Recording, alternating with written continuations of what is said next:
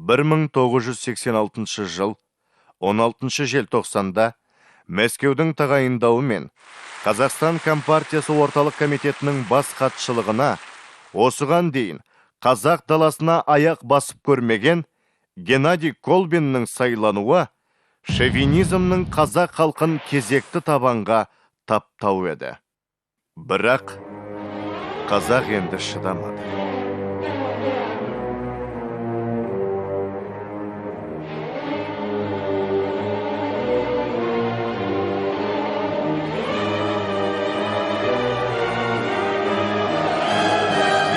Қазақстанның басшылығына бұрын соңды қазақ жеріне аяқ басып көрмеген, жергілікті ұлттың тыныс тіршілігінен мүлдем бейхабар өзге ұлт өкілі сайланғаны қалай?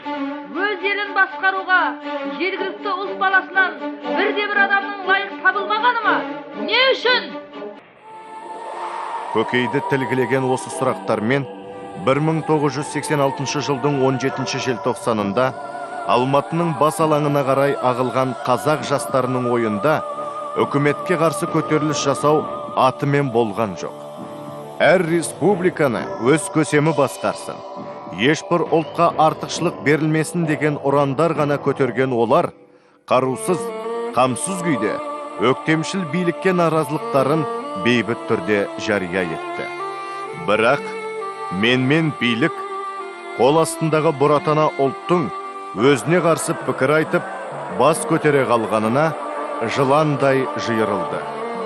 Алматыға республиканың басқа қалаларынан арнайы бөлімдер және Ташкент, Фрунзе, Челябин, Новосібір, Свердловск, Тбилиси, Уфа қалаларынан әскери күштер жеткізілді.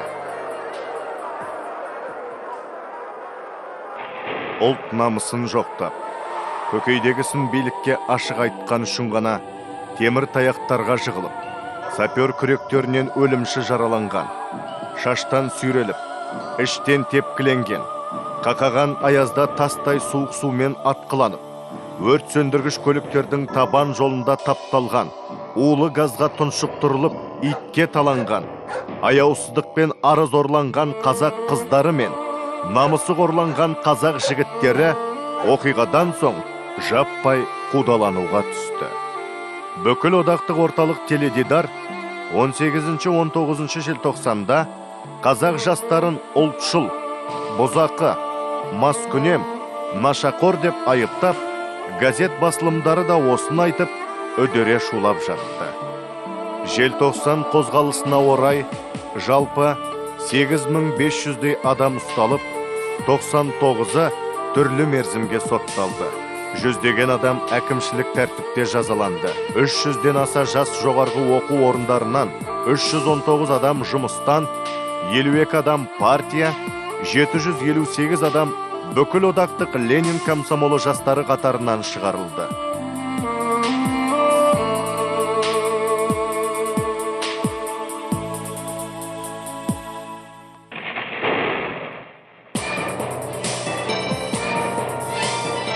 Төлқұжаттарына бүлікші таңбасы басылған олар енді бұлай қара жұмыстан басқаға алынбайтын болып, ата-анасы, туған-туысымен қоса қуғын сүргінге тап болды.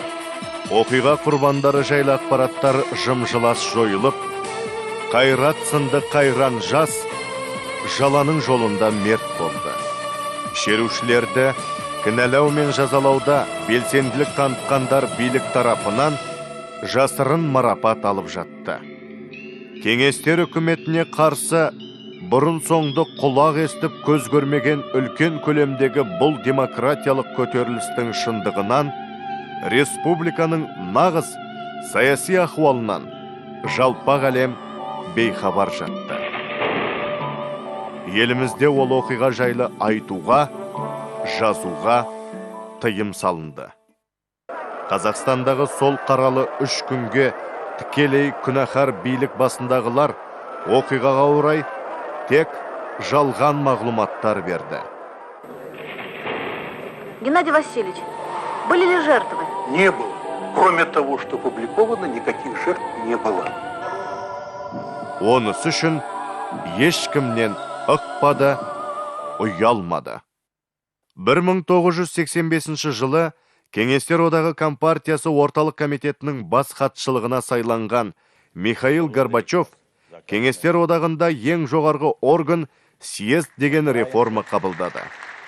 Кез келген мәселені талқылауға толық құқысы бар съезд одақ бойынша бір жылда 2 рет өтетін болып, съездің негізгі жұмыстарымен съезде сайланған жоғарғы кеңес мүшелері айналысатын болды. Съезге халық депутаттарын сайлау ісі 1989 жылдың наурызында өтті. КСРО халық депутаттарының бірінші съезі 1989 жылдың мамыр айында басталып, дүние жүзіне тікелей арнамен тарап жатты. 1988 жыл ақпанда Таулы Қарабаққа таласқан Әзірбайжан мен Армян халқы арасындағы қақтығыс.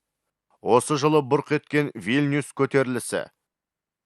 1989 жылғы апрельде кеңестік биліктің саясатына наразылығын жасырмаған грузин халқының Тбилиси көтерілісі. Кеңестік билікке атамекенге оралу талабымен бас көтерген Қырым татарларының қозғалысы орын алды. Осы ұлтаралық шиеленістер кезек-кезек талқыға түскен съезден қазақ халқы күн сайын Алматыдағы желтоқсан оқиғасы жайлы ақиқатты күтті. Қазақстан делегациясы. Съезге көп ұлтты республика халқы өзінің ұлт арманын сеніп тапсырған 99 халық депутаты қатысуда. Бірақ Қазақстаннан барған 99 депутаттың ішінде съезд басталғалы 2 қайтара сөзге шыққандары болса да, желтоқсан оқиғасын ауызға алған бірі жоқ. Сірә Қазақстанда желтоқсан қасіреті болмағандай.